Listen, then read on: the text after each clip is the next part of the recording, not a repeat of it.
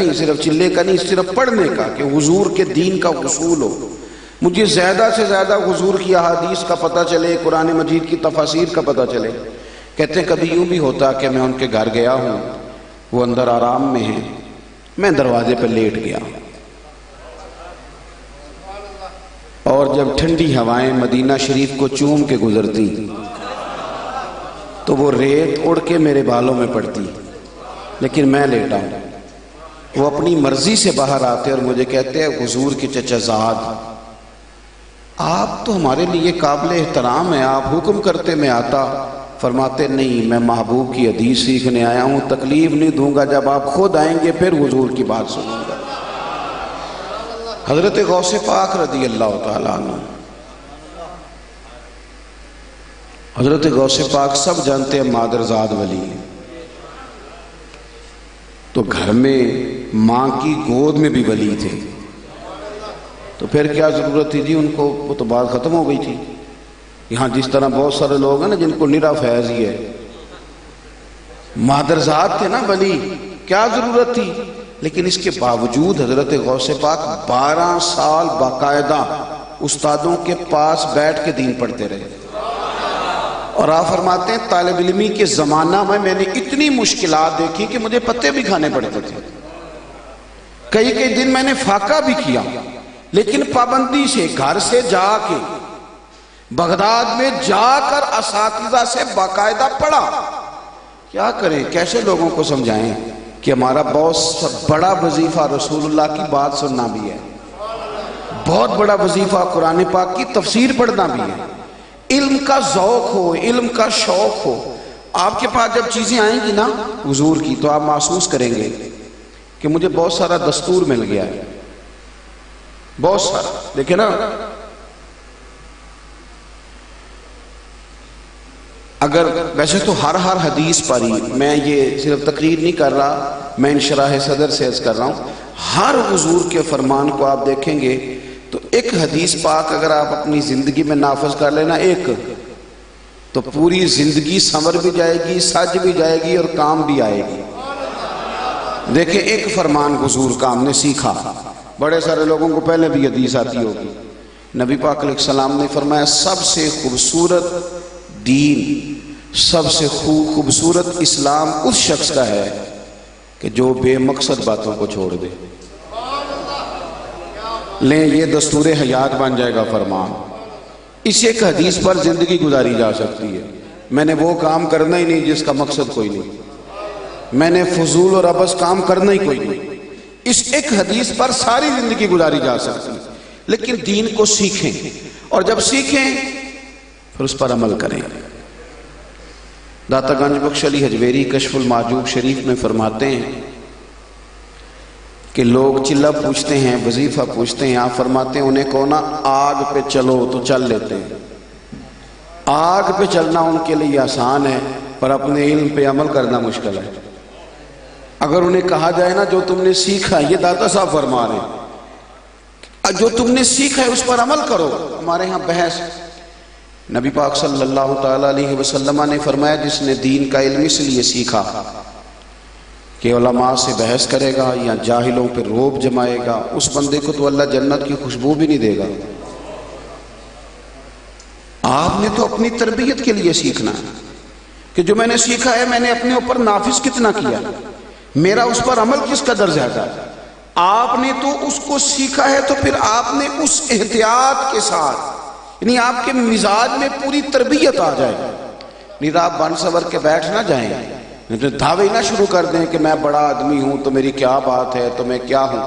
حضرت غوث پاک رضی اللہ تعالیٰ عنہ کی سیرت مبارکہ جب ہم دیکھتے ہیں تو جو کردار کی خوشبو ہے، ایک تو یہ کہ انہوں نے دین سیکھا پھر اس پر عمل کیا۔ انہوں نے جب یہ سیکھا نا دین کے لیے قربانی دینی چاہیے، اور دین کا مزاج ہے جب آپ اسے سیکھتے ہیں تو وہ خشیت پیدا کرتا ہے۔ میں نے آیہ کریمہ تلاوت کی نا، انما یخشی اللہ من عبادہ العلماء، رب فرماتا ہے اللہ کے بندوں میں سے جو عالم ہیں وہ رب سے ڈرتے ہیں۔ یہ جو علم ہوتا ہے نا، جو زیادہ جانتا ہے وہ زیادہ ڈرتا ہے۔ ایک آدمی کو پتہ ہی نہیں اس کے اندر کرنٹ ہے، وہ تو نہیں نہ ڈرے گا، اور جس کو پتہ چل جائے وہ تو ہاتھ بھی نہیں لگائے گا۔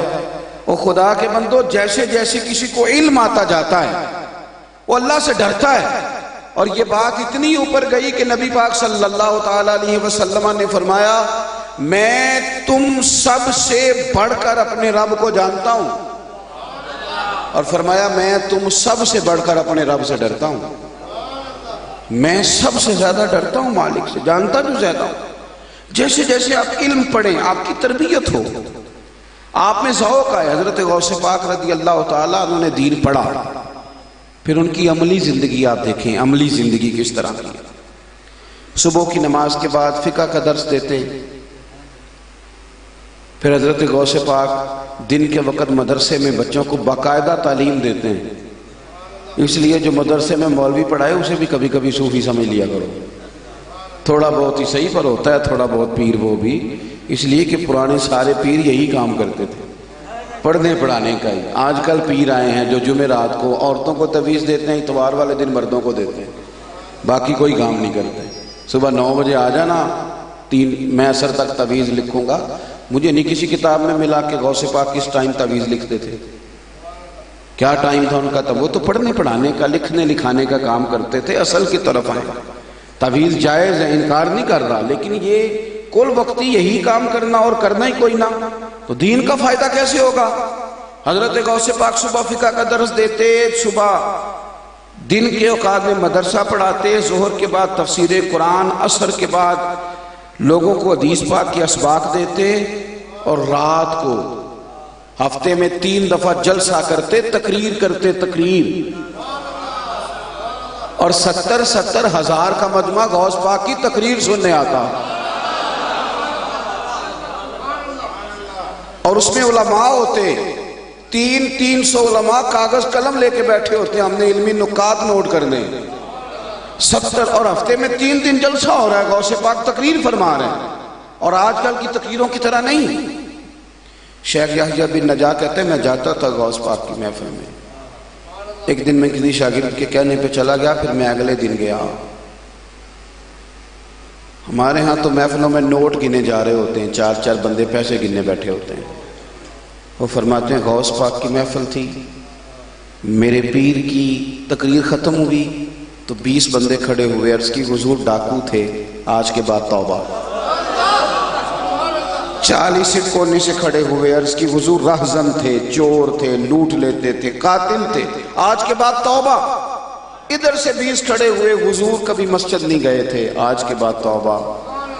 حضرت شیخ یحییٰ کہتے ہیں میں دھاگا لے گیا، دھاگا آج گنوں گا۔ اس دور میں لوگ گنتے تھے، دھاگے پہ ایک گرہ لگاؤں، دوسری لگاؤں، تیسری لگاؤں، گنوں گا کتنے لوگ آج توبہ کرتے ہیں، کتنے دلوں سے زنگ اترتا ہے۔ گناہگار تو تڑپ رہے ہیں کہ پیر ہماری تربیت کرے گے، اور پیر پجاروں پسند کر رہے ہیں، ہر سوسائٹی میں گھر پسند کر رہے ہیں۔ مخلوق خدا گر گئی گناہوں کی دلدل میں، اور تو بزنس کر رہا ہے، تو نئی سے نئی فوٹو کے چکر میں ہے، تو خدا جانے تیری ملاقاتیں وزیروں سے ہو رہی ہیں، تو اس چکر میں ہے کہ میں بڑے سے بڑے آدمی کے ساتھ فوٹو کیسے بنواؤں۔ حضرت غوث پاک کوئی ادھر سے اٹھتا توبہ، کوئی ادھر سے۔ شیخ یحییٰ کہتے ہیں میں نے چادر کے نیچے دھاگا چھپایا ہوا تھا، آج میں نے گننا ہے کتنے بندے توبہ کرتے۔ ایک گرہ لگائی، دوسری لگائی، پہلے تو 1 2 توبہ کرنے والے اٹھ رہے تھے، پھر بندے اٹھنے لگ گئے درجنوں کے حساب سے۔ اب میں کتنے کو گرے لگاؤں، میں کبھی بندے گنتا، کبھی گرہ لگاتا، میں بھولنے لگا۔ تو حضرت غوث پاک نے محبت کی نظر سے میری طرف دیکھا اور فرمانے لگے یحییٰ میں دلوں کی گریں کھولتا جاتا ہوں، تو لگاتا جاتا ہے، میں تو گریں کھول رہا ہوں اور تو لگا رہا ہے۔ اور پھر فرمانے لگے یہ عبد القادر کی وجہ سے توبہ نہیں کر رہے، یہ خدا کے فضل کی وجہ سے کر رہے ہیں، اور اللہ کے فضل کو گنا نہیں جا سکتا۔ کیسے گنو گے خدا کے فضل؟ دوستو حضرت غوث پاک نے عملاً کام کیا۔ پھر میں نے، میری طرح کے مولویوں نے اللہ ماشاءاللہ حدیث یاد کر لی ہے، اور بالکل حدیث 100% درست ہے کہ نبی پاک علیہ السلام نے فرمایا کہ عالم عشاء پڑھ کے سو جائے اور فجر تک سوتا رہے، اور عابد ساری رات نماز پڑھے تو درجہ پھر بھی عالم کا زیادہ ہے۔ یہ 100% درست بات ہے۔